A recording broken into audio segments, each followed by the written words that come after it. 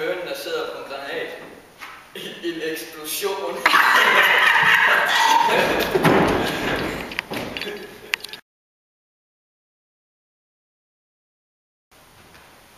Ja, hej. Jeg vil gerne præsentere et komikshow for børn og unge under 16 år. Og hvorfor kaster indianere altid deres leverpostejmad op i luften? Hvorfor? Det er fordi, de skal have skygge på.